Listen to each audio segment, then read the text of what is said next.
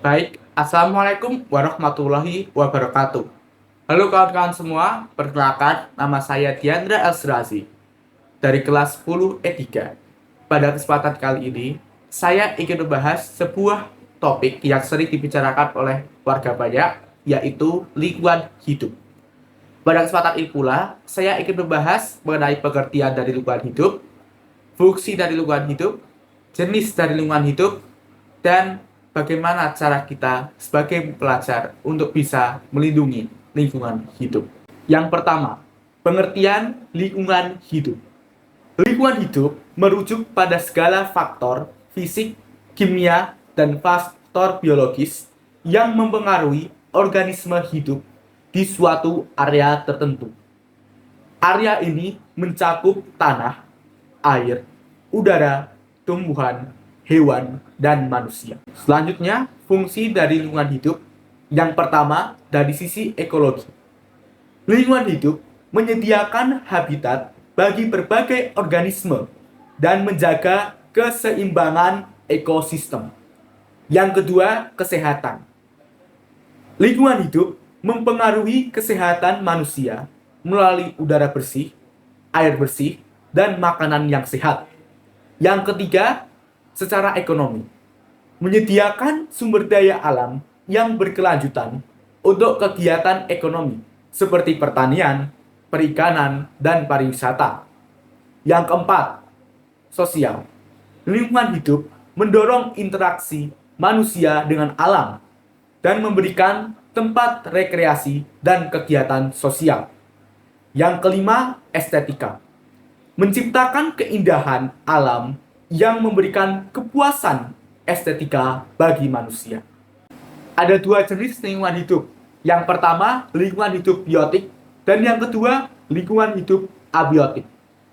Lingkungan hidup biotik merupakan semua makhluk hidup seperti tumbuhan, hewan, manusia, dan mikroorganisme seperti virus dan bakteri.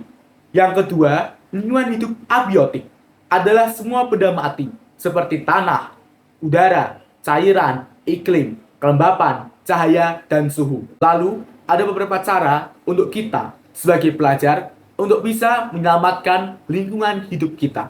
Yang pertama, mengurangi penggunaan plastik.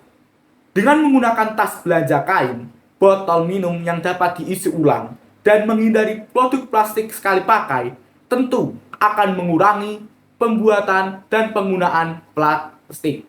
Yang kedua, mengurangi energi fosil. Dengan menggunakan energi terbarukan seperti matahari dan angin, serta mengurangi konsumsi energi dengan mematikan perangkat elektronik atau alat-alat elektronik yang tidak digunakan, maka akan mengurangi konsumsi energi. Yang ketiga, mempromosikan transportasi ramah lingkungan. Menggunakan transportasi umum seperti sepeda atau berjalan kaki dapat mengurangi emisi gas buang. Yang keempat, mengurangi limbah. Dengan mendaur ulang sampah, mengompos, dan memilih produk dengan kemasan yang minimal, maka akan mengurangi limbah yang diproduksi. Yang kelima, melestarikan habitat alam.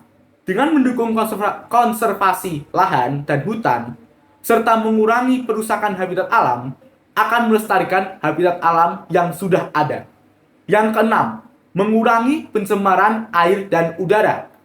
Menggunakan produk ramah lingkungan seperti deterjen dan produk perawatan pribadi yang tidak mengandung bahan kimia berbahaya akan mengurangi pencemaran air dan udara. Yang ketujuh, meningkatkan kesadaran masyarakat.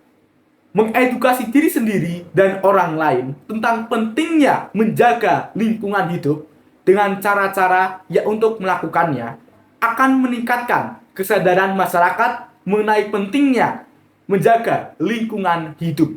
Yang kedelapan, mendukung praktik pertanian berkelanjutan.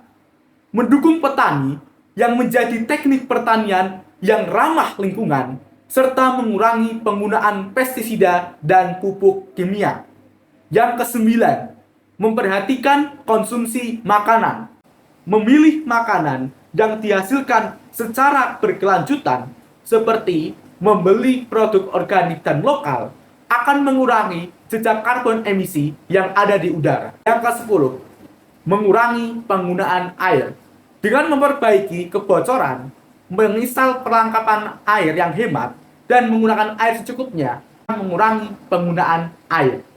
Sekian dari saya, bila ada salah kata mohon dimaafkan. Saya pamit undur diri. Wassalamualaikum warahmatullahi wabarakatuh.